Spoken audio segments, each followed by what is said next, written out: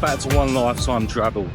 Today we're going to go through how we could turn you from a standard tourist to an authentic traveller. What to avoid, what not to do, and where to go. This is a complete guide on how to be a more authentic traveller as opposed to just a general tourist getting ripped off everywhere you go. If this sounds like something you're interested in, we'll keep watching. The first thing you're going to want to do is something we've been guilty of ourselves, is you're going to want to choose very carefully where you're eating. There are the standard stuff you get back at home, you know, your usual McDonald's, KFCs and whatnot, and it is easy to fall into the trap of it's familiar, let's go it, but really to become an authentic traveller, you've got to get outside of your comfort zone. You've got to be trying stuff that you wouldn't normally try and really dive deep into the local restaurants. Now, we was a bit afraid of this to begin with, but what we've learned is that it is much better. The food is much better. You save a lot of money, and quite frankly, it's a much better experience for you.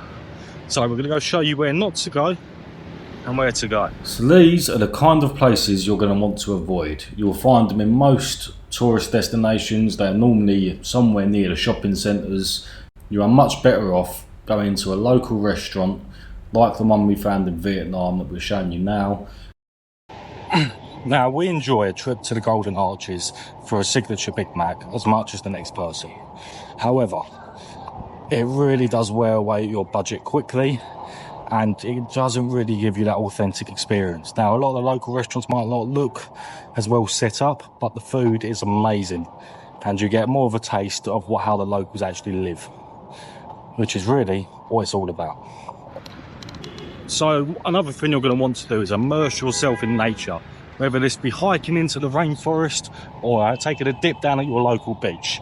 However, you're going to want to watch out when you go to the popular tourist destinations such as Chua Wan or Phuket, specifically Baton, because at them beaches you're going to get ripped off with hefty fees for tourist prices and a lot of scammers knocking about. Now, you want to try and avoid them and go to the more quieter beaches. We found a really nice one in Phuket called Hat Lam Sin, and it was sort of an untouched paradise, as it were. When we first arrived in Thailand, Asia in general, we were booking excursions through Viator, which is part of the TripAdvisor group. Now, this is good, but the prices are expensive. The tours haven't been as good as the ones we've booked at local hostels.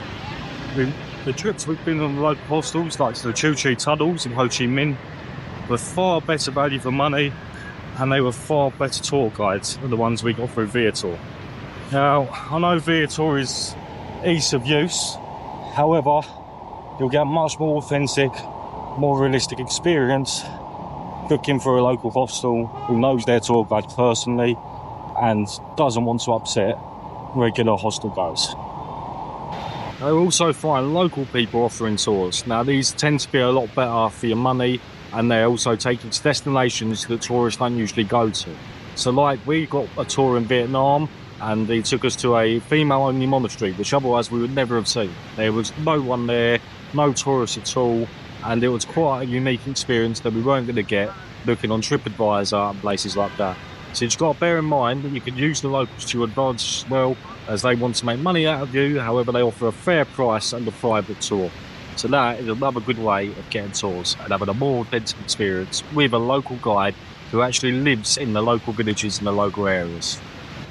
Another good way to have a more authentic travel experience is to engage in local communities and local traditions. This will let you see how the local people celebrate their culture, and it's a great way of immersing yourself properly into the locals' lives. For example, in Thailand, we went to a water festival, a Buddhist water festival.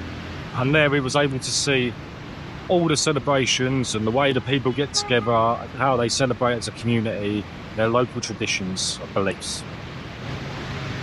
Another top tip for a more authentic experience is to not plan a complete minute-by-minute itinerary.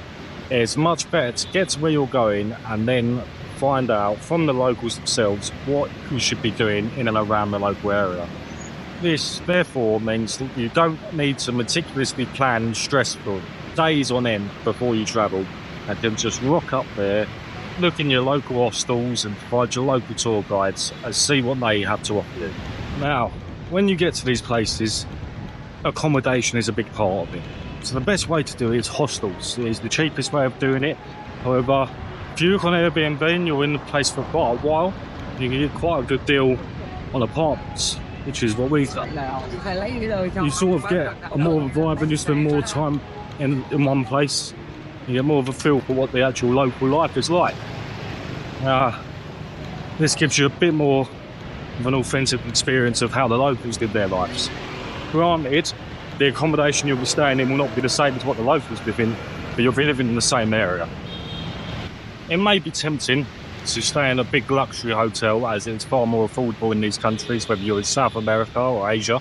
However, I'd highly recommend against doing this because you're not going to get the same experience you would if you was in a hostel where you vibe with all the other people doing the same thing, get more local people running the hostel that you can talk to, they're more open and friendly to talk with.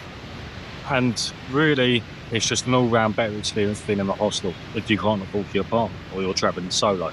A lot of travellers make the mistake of bouncing from one tourist spot to the next very quickly and not really giving yourself the chance to unearth them local gems. If you give yourself the time, you'll be able to wander around lustfully, taking in the sights, and you'll stumble across some absolute gems that you would not otherwise have found because you're too busy doing the tours and seeing the main sites that you've read up on Google or you've watched other travellers do on YouTube.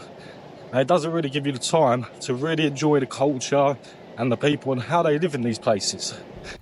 To conclude, there really is no right or wrong way of travelling. It's all down to your own personal preference. We just want to share with you the mistakes that we've made and how we have improved our own travelling experience. If you've enjoyed this video, please make sure you hit the like and subscribe button and share with anyone you may think will enjoy our content. Drop a comment down below of what you would like to see from us. Thank you for watching and see you next time.